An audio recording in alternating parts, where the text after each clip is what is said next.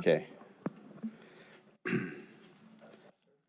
Cuyahoga County Public Works Procurement and Contracting Committee meeting for Wednesday, May the 17th, 2023 will be called to order. Roll call, please. And just as a reminder to all who are in attendance, this meeting is being recorded and live streamed on the county's YouTube page. Calling the roll, Mr. Tuma. Here. Mr. Miller. Ms. Conwell. Present. Mr. Sweeney. Present. Ms. Turner. Ms. Turner is absent. There is a quorum. All right. Madam Clerk, is there any public comment this morning? No, Mr. Chair, no one is signed in. All right. Seeing none, if we can have approval of minutes from the April 19th, 2023 meeting. So moved. Second. We have a motion and a second to approve the minutes of the April 19th, 2023 meeting. All those in favor say aye. Aye. Opposed, nay. Ayes have it. And Madam Clerk, if you could please read the first matter referred into committee this morning. Resolution number 2023-0120, authorizing an amendment to resolution number 2019-0034, which authorized Department of Public Works to acquire the necessary rights-of-way to proceed with the reconstruction and widening of Sprague Road, Phase 1, from Webster Road to West 130th Street in the cities of Middleburg Heights, North Royalton, Parma, and Strongsville. Okay. If you could just please state your name for the record. Nicole English with Public Works. So this item is one parcel that we are currently in appropriations with on Sprague Road.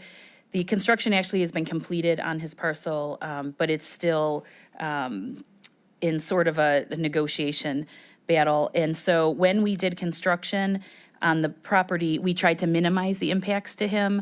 And so as part of that, we've pulled back the amount of land that was actually needed for permanent use and instead need an aerial easement. And so the prosecutor has asked us to come back and amend the resolution to make it clear that we are also asking for an aerial easement, which was not listed in the initial filing, just so that they have it on record that it was approved by council to go forward with an aerial easement, which just means, you know, the air rights instead of actually having to own the property underneath it. So it's because there's a power line that needs to pass over part of his property, but we don't need to take the piece under it. And so this is just at the prosecutor's request. We're significantly far away from values. We estimated at $35,000, which was deposited with the court, and the homeowner or the property owner, it's a gas station, has pulled that money out. They are in the $500,000 range. So we definitely, the prosecutor is still pursuing the appropriation case and not at the point where he's settling. Okay. And then where did you guys come up with your valuation for the property? It's appraised by certified appraisers. We follow ODOT standard procedures, and so that was through an actual appraisal. Is there any other foreseeable issues with this, or is this? No, I mean, it's, you know, we have appropriations all the time. Most of them get settled. This is one that's just carrying on longer. But we did have a conference call 2 weeks ago with the prosecutor's office, and they feel pretty confident in our stance on it, and so they want to keep pursuing the case. And what's the timeline on the project itself? I've been down there. Yeah, there was 2 phases. So part 1, which this was part of, is done. Okay. They're on part 2. There was some delays with, they're putting in a water line, and so water line supply was late. They took 4 months to get the water line in. So it is anticipated to be completed this year, just later this season. They need the whole season to work on part 2. Okay. And word of advice, never get behind a school bus on half the street going there. It's going to take a while. Yeah, the good news for us on this actual item, though, is it's been totally constructed, and so we do feel like we can, if we have to go to court and we have a jury, you know, you'd be able to show them the final condition and what the impact was. Okay. Any questions from my colleagues on this? Okay. What's the timeline on this as far as needing this? They would like it sooner than later. This was on, I think, a couple meetings ago when we skipped the Public Works Committee. Okay. So if we could get second reading suspension, that Okay. would be helpful to them. Then I'll make a motion to move R 2023-0120 on second reading suspension. Do I have a second? Second. We have a motion and a second for second reading suspension. All those in favor say aye. Aye. Opposed, nay, and the ayes have it. All right. Madam Clerk, if you could, the next piece of legislation. Resolution number 2023-0121, making an award to National Office Services in the amount not to exceed $1,053,570.50 for a state contract purchase of office furniture for the Jane Edna Hunter Building. Okay, and if you could just state your name for the record. Good morning, Mr. Names. Chairman. Matt Reimer with the Department of Public Works, and I'm joined with Mr. James Smith from the Division of Child and Family Services. This procurement is a furnishings procurement for a major initiative, workforce improvement initiative for the DCFS staff in the Jane Edna Hunter Building. This initiative will purchase over 200 replacement workstations, open office cubicle workstations for the DCFS staff on the first and second floor open office areas of the Jane Edna Hunter complex. Those staffs occupy approximately 40% of the space in the Jane Edna Hunter building open office area. And the furnishings that they're in now are currently old and have been moved around the county a couple of times, most recently from the Southgate location. This procurement is all under state term schedule for the furnishings and the associated seating. And I'm going to let James just go over what the grant goals were here. Okay. Hi, James Smith, DCFS. The goals of the grant were to improve workforce retention and recruitment for staff across the state. Every county was awarded a certain amount. Cuyahoga's amount was $1.4 million. With that, we sought to gather input from staff for services that we could use that would be approved by the state. One of those that was identified was the physical space upgrades and improvements that were needed in the building. So the survey was sent out. This was one of our identified areas of need and concern. With that, we sought with national office, gathered input from staff, from the state to make sure this would be approved, and we're here now. Okay. What type of furniture is being purchased, do you know? So these are cubicle workstations. They have two work surfaces. One is an adjustable height work surface, powered. Every employee will have a locker wardrobe in their cubicle office space. It's a 65-inch cubicle height with a clear side and a fabric interior on the remaining sides. And there are also 8 privacy pods that will be dispersed throughout the open office work environment. Okay, do you have any idea as to when the last purchase for property was in this building? I will say that any significant replacement of these kinds of furnishings in this building predates my time with the county, All right. Mr. Chairman. And then, so this is part of the state contract purchasing where you get at the Yes, bargain rates? Is that what that is? Yes, our procurement method is via a state term schedule procurement with National Office, the vendor that is in Brook Park.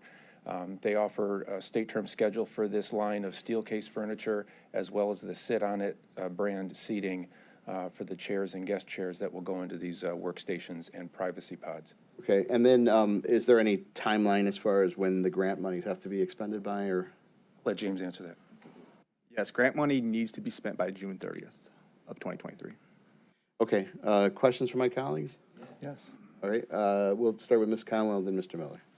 Through the chair to Mr. Smith, is these reimbursements for invoices or, Yes, this grant is fully reimbursable. okay. And were there any other grant stipulations for us to follow? The stipulations were it had to impact case carrying child protection specialists. So this could not be a broad use of funding for the agency. It had to directly impact retention recruitment for case carrying child protection specialists. Okay. And where's the old furniture being stored? Where will the old furniture? I heard you say it went around a couple of times. Right. Through the chair to Councilwoman Conwell, I anticipate that a fair number of these workstations will be discarded, but our trades laborer team will evaluate the furnishings, and if any are worthy of, once they're disassembled, worthy of keeping, we will store them at the Alley Archives storage areas that we have for furnishings. All right, thank you. Mr. Miller? Yes. What's the privacy pod? A privacy pod is just in the open office environment. Picture a sea of cubicles, an enclosed door closable area that may not be full height to the ceiling, but it just offers four sides and an enclosed entryway to have a breakout meeting, much like an impromptu conference room, a meeting space for staff in an open office environment. I can add one thing to it. The purpose of the privacy pods, the thought behind it was because of hybrid and how that's still evolving and moving around. It gives staff some privacy when it comes to attending court hearings inside the building, if they're conducting face-to-face visits, with families that come in. It just gives them a little bit more privacy that they can use, and it's incorporated into the space. So it does give folks a chance to kind of break away, like Matt had described, conduct unit meetings, just think tank type sessions within the agency, and we've made it to where there's 2 in each space that we're retrofitting. You said that this project covers 40% of the space or so in the building. What plans, if any, do you have for the remaining space, and what needs are there to upgrade that equipment? I will say that throughout the building, Jane Edna Hunter remains a big focus of our capital improvement plan. Specifically, we are in design on the modernization of the elevator systems in that complex. We've recently, within the last 6 years, invested in the new roof. There's a new solar array on the Jane Edna Hunter complex through our power purchase agreement with AEP Energy. Also, we're in the midst of finishing our chiller plant refurbishment through Train on the 2 main chillers for the building. So we're putting a lot, and we did a lot of investment into the HVAC system through our COVID projects. We also have some investments proposed for the child services area, and also an upcoming yet unprogrammed accessibility improvements project for the buildings. So those are the things that we already have in plan, and we'll continue to work with the department on what their needs may be. Is there additional furniture or workspace upgrades that will be required? We haven't identified those at this time working with the department, but it wouldn't surprise me if there are into the future. But this is targeted, an opportunity targeted towards the DCFS staff and workforce retention. Okay. Thank you. Okay, thank you. Any other questions? Ms. Conwell? Through the chair to Mr. Reimer, how long will it take to assemble the area? To assemble the area, And when will it start? we have approximately, I think it's a 8 to 10 week lead time for the furniture once order is placed after council approval. So we would anticipate actual installation to start here in the summer months. It would be installed by the vendor. Our trades work would be to clear out the space ahead of time, which will not be a timeline issue for us. And then the installation, I can get better data from the vendor and respond to you, Councilwoman. I'd be guessing right now to say. Go ahead, I'm sorry, you got, James, go ahead. Just through conversation with National Office, they believe each bay area can be installed in a week's time.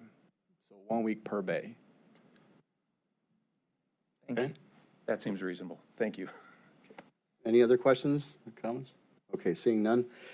So what you mentioned a June date as to wanting to proceed with or have funding. June 30th.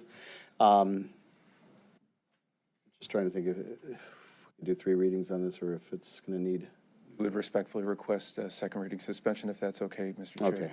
Okay. To avoid any issues or delays. Excuse me, Mr. Yes. Chair, just want a reminder about the amendment. Oh, yes. To this one.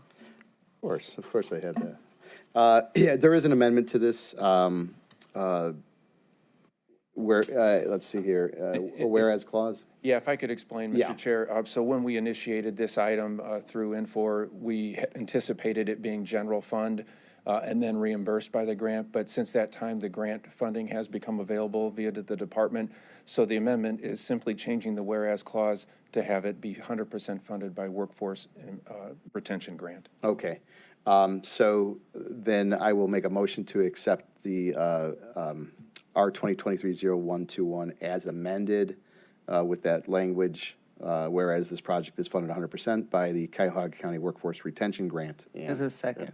so we have a motion and a second to accept the amendment. All those in favor say aye. Aye. Aye. Opposed, nay. And the ayes have it. And therefore, I'll make a motion to accept amended R 2023-0121 on second reading suspension. Do I have a second? Second. We have a motion and a second. All those in favor say aye. Aye. Opposed, nay. The ayes have it. Thank you. Thank you. Okay. Madam Clerk, next piece of legislation, and thanks for that reminder there. You only told me 3 times, so. No problem. Resolution number 2023-0134, authorizing an amendment with Union Industrial Contractors Incorporated for rehabilitation of Cedar Point Bridge number 00.49 over the Rocky River located in the Cleveland Metropolitan Park District in the city of North Olmsted. Okay, and if you could just state your name for the record. Nicole English with Public Works. This is an amendment for a construction contract that's been ongoing for several years. Cedar Point Road Bridge in North Olmsted was initially designed in order to try to keep the historic integrity of the structure. It's in the metro parks. It has some old stone features, and so we were trying to keep as much as we can, due to the environmental process. It does have federal money in the project. However, once they started construction and they pulled off the deck, the patching of the beams that we were going to do was likely only going to get us about 20 years worth of life. And, we really target 50 to 75 years for every bridge project we do. And so we kind of took a pause and stepped back and went back to our designers and ODOT and worked together on a solution that ended up being that we're going to replace all the beams. So this amendment is for a little over $2 million, which is significant. However, it is going to get us an extra 30 to 50 years of life versus what we initially started. So we have a little bit of federal funding still left to cover the amendment. I think about 19%. 70% of it's coming from County Road and Bridge, and 10% we do have grant funding of issue 1 for this amendment alone. The first project was funded 80% with federal funding. So this is the amendment that'll actually allow us to now get started on this replacement, get the project going again. I know Councilman Kelly's already heard plenty and coming out of North Olmsted that it's been shut down. When is the road opening? So this will help us get started and hopefully be able to open the road sometime early next year. Okay, so these items, why weren't they found in the pre-construction review and early on? So It's kind during of big ticket It item. is. Yeah. The problem we're having is some of those interior beams, until you pull off the deck, they can only do so much where they inspect on the outside. When they pull off the top and start looking, and then actually, they knock the beams, and when big clumps start falling off, you realize the patching just isn't going to be enough. And so some of it you're just not finding until you get in there and start the construction. We could have continued with the original project and probably got ourselves 20 years worth on the bridge, but at that point we just said, did it make sense to invest millions of dollars to only get that short lifespan? And so we worked with ODOT and our designers and the contractor to come up with a new design that's going to get us a project that will get the life that we would like. And then so- once we're out, we're out. So what was the total cost then? What's the total cost going to be then, I suppose? So the initial cost, I think, was just over 3 million, and we are adding a little more than 2 to it. So it's around I think we're about 5.3 million total now for the project. Okay, and then what is the timeline as far as starting it? Is this right away then? As soon as we can get this approved, they will be able to start again and order everything, knowing now that we've approved this change order. It will still take a little while, because right now the road is torn, the whole bridge is torn up, and so they will have to put it back. So likely it's not opening until next summer, but as soon as we can start, the better we'll end up. Okay, questions from my colleagues? Any questions? What do you view as the potential termination date, finish date? The road will be able to open sometime next summer. Likely the finished construction, they'll do landscaping, all that was probably late next year. But I think everybody's most concerned about getting that road back open. So that's midsummer. But then the total project closeout would be late next year. Okay. With that then, as far as moving this forward, what are we looking for? Would appreciate second reading suspension if possible with this Okay. one. Just wanted to ask Ms. Conwell has a question. quick question to Nicole in regards to where else do the residents have? Is it far out that they have to travel? I think the detour isn't too bad. It's through the metro parks.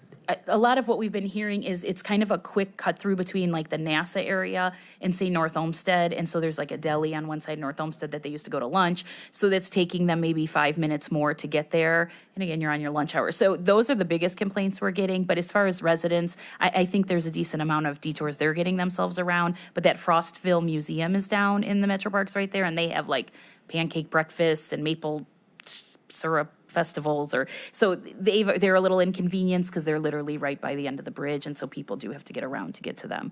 So I think less on residents necessarily, and maybe more just the visitors to the metro parks. And will this be completed before the winter, the heavy snow and all that? No, they likely will not open it until next year.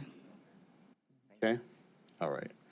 With that, I'll make a motion for our 2023-0134 to move on second reading suspension. Do I have a second? Second. We have a motion and a second for second reading suspension. All those in favor say aye. Aye. Nays? Any nays? Okay. The ayes have it. Thank you. All right, thank you. And Madam Clerk, if we could have the next piece of legislation. Resolution number 2023-0135, authorizing an amendment to a revenue-generating lease agreement with Eaton Corporation for lease of land and a hangar facility at the Cuyahoga County Airport. Okay. Good morning, Public Works, Procurement, and Contracting Committee. Happy to be here. John Myers from the Department of Public Works, here to seek authority from you today to proceed with a revenue-generating amendment for a certain hangar owned out at the county airport, which is currently occupied by Eaton Corporation, and they wish to continue to stay there. And pursuant to option within the lease, we are proceeding with a 5-year extension from June 1st, 2023 through May 31st, 2028 in the combined amount of $775,080. Okay. Do we have any other potential tenants we could lease this to? There are probably others, Mr. Chairman, but this was pursuant to an option that they still controlled under the current lease. Okay. And how many hangars does the county control currently? That we own? Yeah. We own 3 hangars. Okay. And does Eaton have an automatic renewal clause in their current lease? It's not automatic, but it's their option to choose to extend the lease. Okay. And then what is you might have said this, but what is the cost per year? I'm sorry, I don't, I'll have that to you in 1 second. Overall, it's an 8% increase from what they're currently paying right now. In the first 2 years, the ground rent is $16,000 and the hangar rent is $121,000. And they're paying a fuel flow fee of $18,000 minimum. So that's how it breaks down in an annual basis. Okay. Are there maintenance costs associated with this as well? No, it's essentially a triple net lease. They're responsible for all the care and maintenance of the building. Okay. And then I see the current lease expires the 31st Correct. of this year, so this is something that you'd probably need. I would ask your indulgence to consider passing this on second reading. Okay. Questions from my colleagues? Mr. Miller? How many additional extensions, if any, does the lessee have control over? Mr. Chairman, to Councilman Miller, one more extension. They have an option on. And is the rate already set for what it would be if they extend it again? No, at that time, Mr. Miller, it would be determined by, if we can't agree to it, it would be fair market, continue to be fair market value as the guide. If we don't have an agreement, there's a mechanism to set up to use outside appraisers to help us determine the fair market value. And for this, was the same process used for this one, and did you reach an amicable agreement? Yes. Yes, we did, Mr. Miller. And since Since we've had 8% inflation just in 1 year, why did you only ask for an 8% increase for a 5-year extension? I guess as part of the negotiations, there's some not insignificant investments they're making into the structure this year. So this is part of the back and forth was in recognition of trying not to get into being the owner, the type of owner where we would be doing work in the building. That was part of that reason that we would consider not taking full advantage of all the inflationary pressures. Understood. That makes sense. Okay, all right, any other questions? Yeah, I'll make a motion to favorably recommend this resolution with recommendation for second reading suspension. all right, I'll second that. All those in favor say aye. Aye. Aye, opposed nay? The ayes have it. Thank you, Mr. Miller. Thank you all. Mr. Meyer. Madam Clerk, next, Resolution number 2023-0136, making an award on requisition number 11900 to Trimore Corporation in the amount not to exceed $657,875 for rehabilitation of aprons D1, D2, and D3 at the Cuyahoga County Airport. okay, and if you could state your name for the record. Nicole English with Public Works. So this is an award of a construction contract at the airport for aprons D1, D2, and D3. So these are just aprons that get into certain hangars. It was put out to bid. We are selecting the lowest and best bidder. It does have ODOT awarded funding, so there's $500,000 coming from ODOT. The county airport fund is paying the rest. So due to the state funding, we use the set DBE program at the airport, and so it is set at 8%, and they're meeting that DBE goal. There was 2 bidders total. The next highest bidder was almost $900,000. I see the bid came in 28%, or roughly 20.4% less than the engineer's estimate. What do you think that they accounted for? Yeah, so there was several add-ons that could possibly have been taken. So I think just in estimating some of those add-ons, they were a little high, and we were lucky to get the bid that we got. So yeah, I'm not sure. I think everybody's a little nervous about bids coming in so over, and so our engineers have been sort of, adding contingencies in there to be sure that we can get acceptable bids. All right, and then how do you judge the condition of the aprons? What are they currently in? I don't know that there's a specific PCR like we use for roadways. I mean, it's more just observations, and they're definitely, crumbling and falling. And so the fact that ODOT funded the project too makes you think that, they also agree that they're in need of replacement. And is there do you know when the last time these were? No, Mr. Meyer should have stayed, but he hightailed it out of here. So no, I don't know, but not in any time that I've been at the county. Okay. And then what is the airport cash balance? I don't think I've ever heard of that fund. So there is money, like, again, how he takes in the revenue from the lease that he just showed. So that is income that comes in, also fuel funds that people pay. So that is money that comes into the airport fund. So in general, the airport is fairly self-sustainable. I don't think there's a huge general fund push that goes towards it. It's from those fees that he generates. Okay. All right. And this one does show that we would like to start on June 1, so I think we are going to ask again for second reading suspension if possible, just to take advantage of the weather. Okay. Any questions from my colleagues? Okay, seeing none, I'll make that motion for second reading suspension. Do I have a second? Second. We have a motion and a second for second reading suspension. All those in favor say aye. Aye. Opposed, nay? The ayes have it. All right, thank you. Madam Clerk, next piece of Resolution number 2023-0137, making an award on requisition number 11914 to Perk Company in the amount not to exceed $2,560,100.42 for resurfacing of Hilliard Road from Warren Road to Riverside Drive in the city of Lakewood in connection with the 2021-2024 Transportation Improvement Program. Nicole English, again with Public Works. This is another construction award. This one is now for Hilliard Road resurfacing in the city of Lakewood. This project is funded through NOACA in their TIP. This was identified by them as a project. We have 80% federal funding. The county's putting 10% in out of the road and bridge, and the city of Lakewood puts 10% into the project. Therefore, and again, DBE goal of 8% was set by ODOT. And they are meeting it. We had 3 bids that came in. We're selecting the lowest bid. This is over the engineer's estimate by 5.8%. However, the 3 bids were fairly close. And so we are confident that the price is competitive, and we're asking for approval.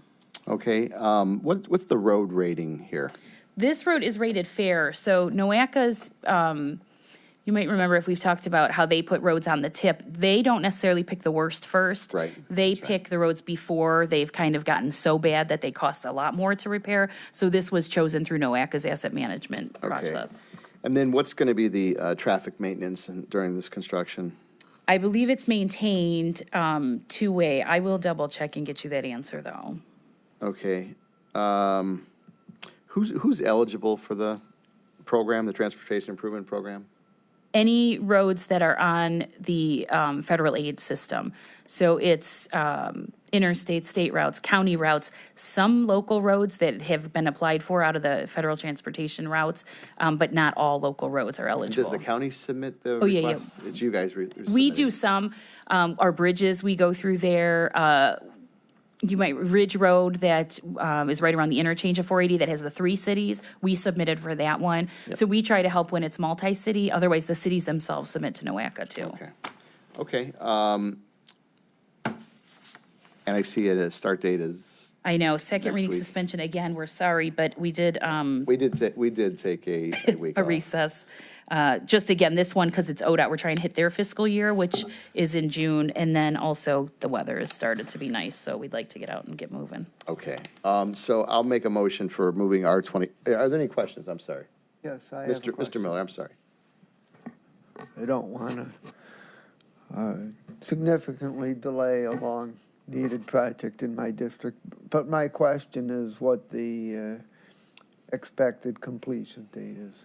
It does show we have a date of November 22nd, but really, probably the end of the season is when they'd be done this year, 1 year, or one season.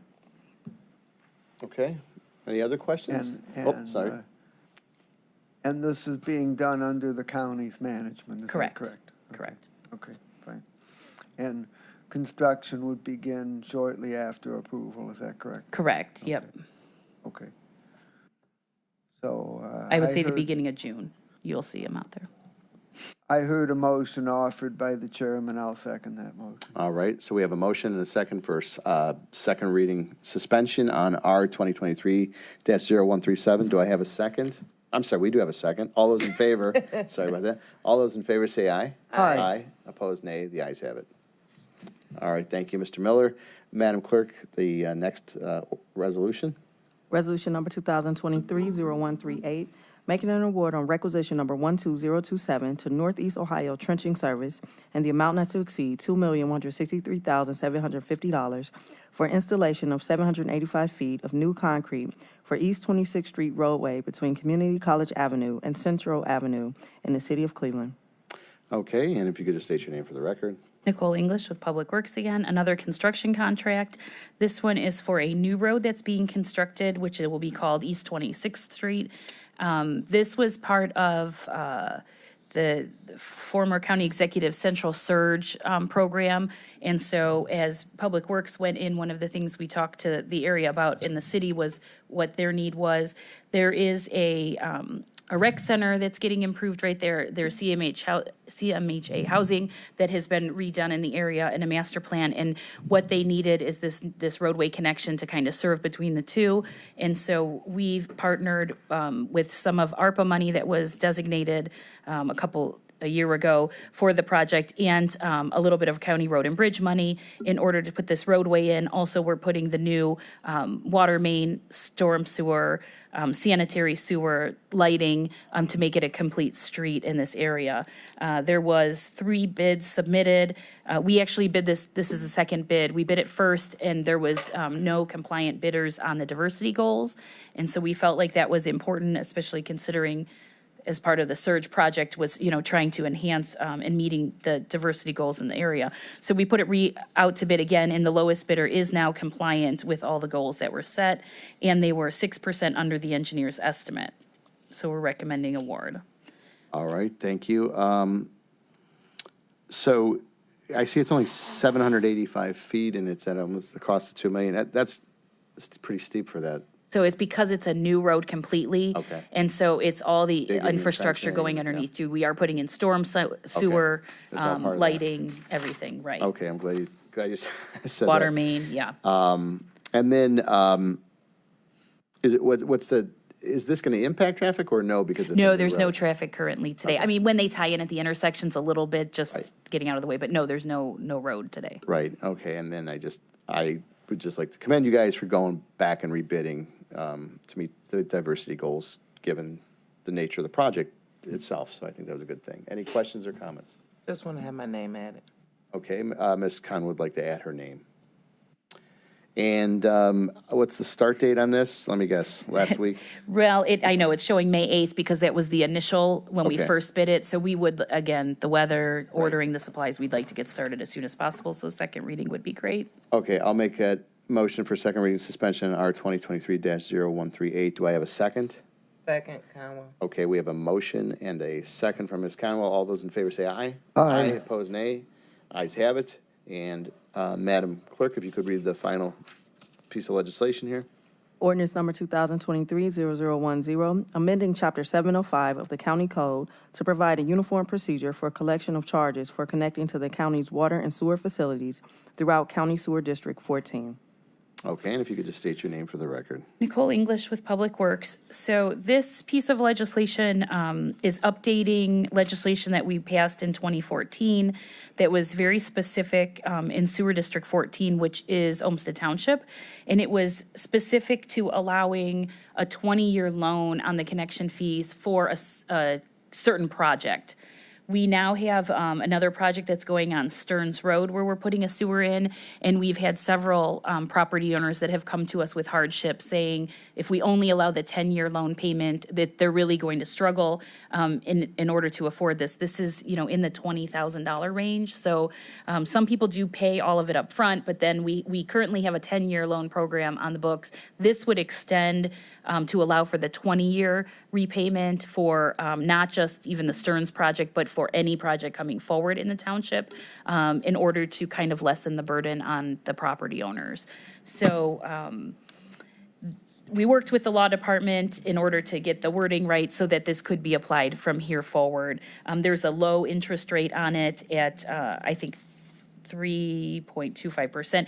We worked with looking at the OWDA, which is the Ohio Water Development Loans, that what they use for a percentage of a loan, and making sure that we're somewhat in line with them. We have to charge some kind of processing fee because it does take our staff time to do this and bill them every semi-annually every year. However, we don't want it to be burdensome, and we want it to be less than they could probably get as a home equity at the bank. So respectfully asking for approval. Okay, this can be pretty harmful to folks sometimes. It's almost like a second mortgage for people. Correct. So I certainly understand that. And then is that interest rate, is it locked in at I believe 3.5? we've written it so that we can adjust it at the time of the project. It says at a rate of not greater than, Greater than, okay. and so I believe we now can, so we could look at it. I mean, if the rates significantly go down, we can talk about when the project come out. We'd like them to be stable for all projects, so you and your neighbor at least get the same if you're tying in within, the similar time. We don't want to be changing the rates all the time. Right, and are these particular tie-ins county mandated then? They're not like state No, they're mandated? the Board of Health is who then issues, once the sewer is in, they issue the letter that say you now have to tie in within a certain time. Yeah. The homeowners can file appeals with them, like if they recently put in a septic Right. and get an extension on that, but that comes from the Board of Health once the sewer gets put in. Right. So we aren't really we're not the mandating agency. Okay. Questions? Mr. Sweeney? Thank you, Mr. Chairman. Nicole, it's always a pleasure seeing you. Thanks. Just want to go a little bit more in depth because it's the only township we have, and they have a different set of circumstances by charter or whatever. So this is the homeowners got to be assessed for improving the properties. The partnership with Olmsted Township, is this on this the whole time? Correct. So Trustees and all that stuff? they're the ones who set the original master plan for where the sewers are going and sort of what order. And so this is one of the projects that was high on their list. It's also combined with, the Turnpike is doing their bridge project on Stearns.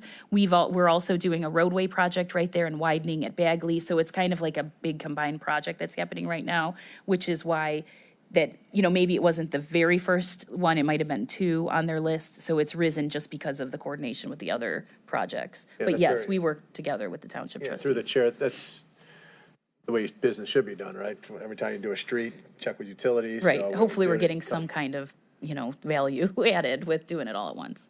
But just on the homeowner thing though, because you said low interest loan, 3 point something. Mm-hmm. That's an okay loan now, but before that was a kind of a high loan. Is there any? is there So any- it's not greater than that. So we're kind of checking No, in with, I know, I'm just going Yeah. with 3.5 is the high end. Correct. That could be high way back when it was 0, but they're gonna be locked in at something. oh, they'll be locked in. Once they decide to take the loan program, they're locked in. We won't change it on them during the life I'm of just their going loan. back to my Cleveland City Council days, the days of, I just want to live in my house, man, and I don't really need this, and I can't afford it, and it's going to burden me, and a low-interest loan is still a loan, and Mm-hmm. a no-interest, so any hardship grant opportunities for this kind of The scenario? Department of Development at the county does offer some loans that I know some people have gotten, or I don't know if they get grants, that they've worked with development. That's not necessarily out of our department, so we do see that. Also, we've seen where the sewer district has offered some different grant opportunities where then they pay us, maybe $2,000 towards someone's tie-in. So there is some other opportunities out there, and when the residents call, the people in our office who are sort of experts at this do give them all that information. But like Councilman Tuma said, we aren't the agency that mandates. It's coming from the Board of Health, and the EPA sometimes will issue orders if they have significant septic failure in the area. So they're really just trying to clean up what's happening out there. And it's like, once we put that sewer in, because it was mapped for a sewer in the future. So again, now if they've owned their house for, 100 most of years, those then they don't know, people, but have known something would come eventually. But it's, I'd say at least a portion have been there Along- generations. Correct. Just in that portion of the town. That's true. And you just happen to be the one answering the questions through the chair because you're coordinating the project. Correct. And just a deep dive into all those things you mentioned, if it's an Mm-hmm. EPA mandate, if it's a Board of Health mandate, those are the entities that should be considering how to deal with each individual property owner and their certain set of circumstances. And I don't know if that's well publicized or vetted out in my own comprehension, but I think a little. Yeah, last week, they had a public meeting out in the township because other property owners in another part of the township were asking about when the sewer is coming, because some of them have to replace the septic now. And so the Board of Health did come out and was part of that meeting. So it was the township trustees, actually Director Dever was there, and the Board of Health to kind of explain the whole process to them. And so everybody understands who's doing which piece of it. So they did just have a meeting last week on Yeah, this topic, I'm exactly. gonna get off my beating the horse here, but having a meeting is all important, but the one very specific boils down to is, I'm living here, I like how I'm living, and I don't got 20 grand. Mm-hmm. Who's gonna help me? And if that was the portion of the meeting of some in-depth Yeah.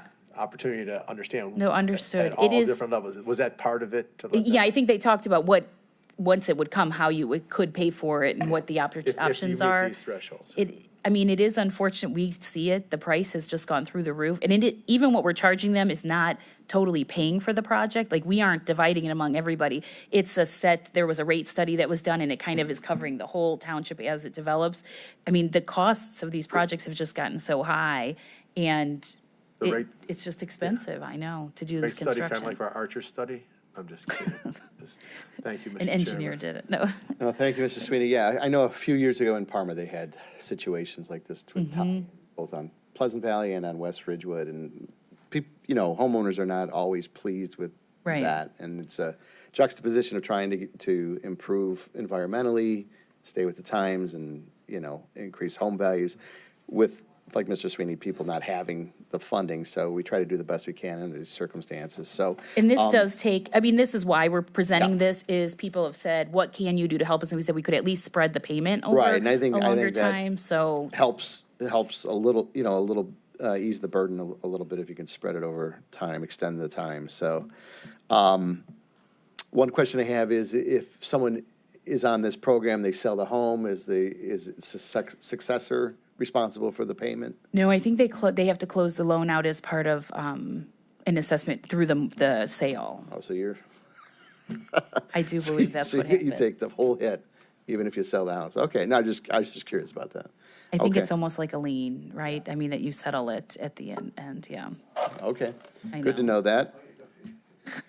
That's good Just to know. want to ask What's your what government working the, hard for you? Pull a lien on your house. Not called a lien, but I think it settles up through your sale like that. Right. cost, do we know?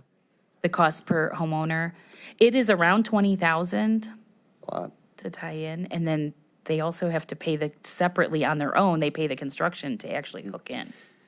So that's just the fees they pay to us. Has the county looked into whether there are any federal grants that would assist homeowners with something like this? For through the environmental. Yeah, I feel EPA, like something we like that. definitely have, which is how we've found some of the sewer district money that had been available in the past. And some of it is tied to, income and age and those kind of programs and through our Department of Development. I don't know that we've hit on any federal. Yeah. We do try to apply for these projects, like the Stearns Road project. We went out and got issue 1 funding to help the project to bring it down. So the cost we try to bring the project cost down Right. through federal and local grants in order to at least, be able to give some savings to the homeowners. It is, the township, like Councilman Sweeney said, we have 2, Chagrin Falls, that was very tiny, but Olmsted Township, is the last piece mostly of unsewered area in the county. right. And it's just getting it, Right, Up to catching the- up with the times. yes, Sure. exactly. Okay, I'm sorry, Ms. Conwell has Do another we have a question. total cost for what this would cost these specific homeowners? And is this the first project, or we got some more streets to do? No, there's definitely more on the list to do. I can get you a total cost of the Stearns Road if you just want to understand what the sanitary costs are and for each, how many parcels. I can get you some cost Yeah, numbers. I was just trying to think before I mean, it's all of our millions, ARPA the funds dry project. up, maybe we could collectively help them. I don't know. Yeah, I mean, it is interesting. Yeah, there could be options. So nobody on the Stearns project has paid yet, has paid to tie in. The project just started.